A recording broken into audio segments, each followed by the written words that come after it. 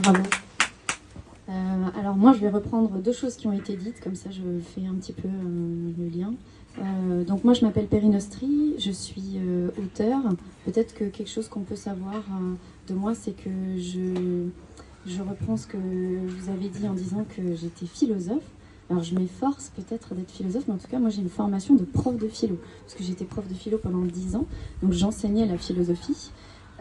Et ce qui s'est passé dans ma vie, c'est que quand bien même j'avais envie d'écrire depuis toujours, j'ai été hospitalisée pendant de nombreuses années, j'étais en fauteuil roulant pendant 4 ans, et c'est ça qui m'a définitivement mise à l'arrêt, immobilisée et paralysée. Et c'est pour ça que je me suis mise en écriture.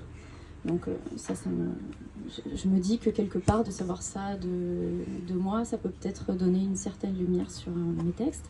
Il y a plein de choses qui ont été dites dans lesquelles je me retrouve, il y a des thématiques qui sont extrêmement communes, mais la chose sur laquelle j'ai vraiment envie de rebondir, c'est ce que vient de dire Ivana, que je trouve absolument incroyable, et peut-être que ça c'est aussi ma déformation de professeur de philosophie, puisqu'en fait elle a commencé en disant, à votre avis, qu'est-ce qui fait que tout d'un coup dans la vie on se dit danseur professionnel? Est-ce que c'est quand on a eu un contrat?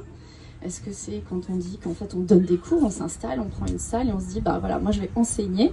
Est-ce que c'est là? Ou alors est-ce que c'est...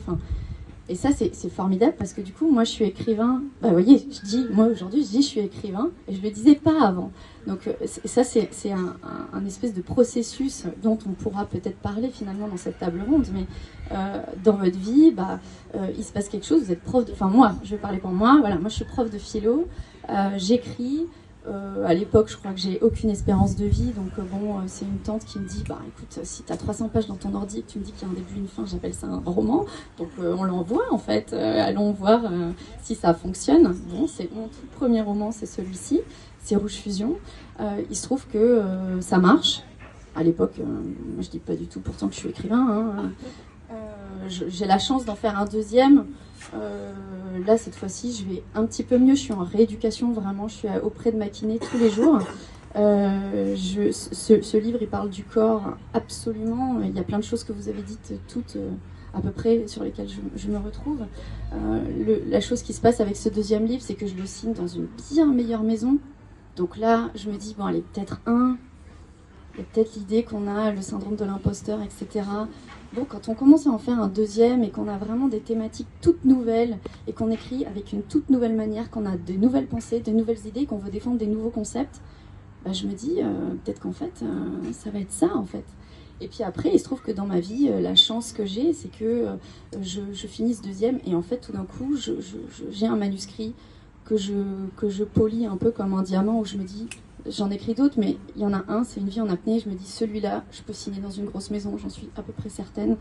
Et lui, je passe du temps dessus, je passe 2 ans dessus, c'est mon bijou en fait.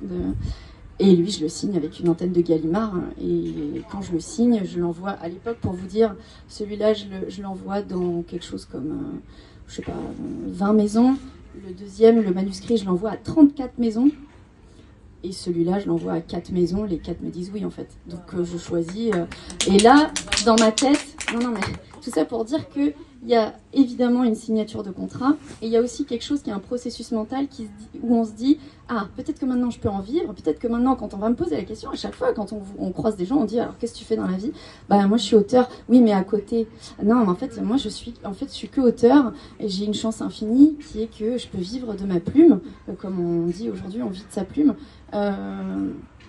Voilà, j'en signe. Je vais faire la rentrée littéraire de janvier 2026, de septembre 2026, de janvier 2027. Tout ça, ce sont des contrats qui sont signés. Et à partir d'aujourd'hui, je suis un petit peu plus assise et je me dis, ouais, je m'assieds un petit peu mieux dans ma position d'auteur-écrivain. Je me dis, ouais, en fait, ok, maintenant je suis ça. Voilà. Donc, c'était juste. Voilà. Il y a vraiment se sentir, voilà.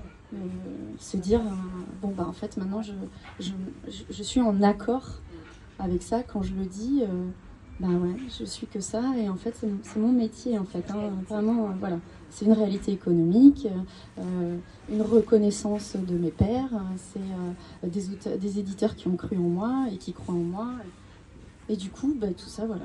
Donc c'est aussi intéressant, si on parle de processus artistique, il y a ce qu'a soulevé Ivana que je trouve exceptionnel, c'est l'introspection, hein, c'est les idées, vous savez, quand on fait de la philo, il Qui suis-je? Que sais-je? Et où vais-je? Si vous avez ça dans votre vie au quotidien, bah, vous pouvez aller partout et vous êtes solide. Donc c'est des questions qu'il faut absolument se poser si vous êtes... Bon, voilà, j'arrête.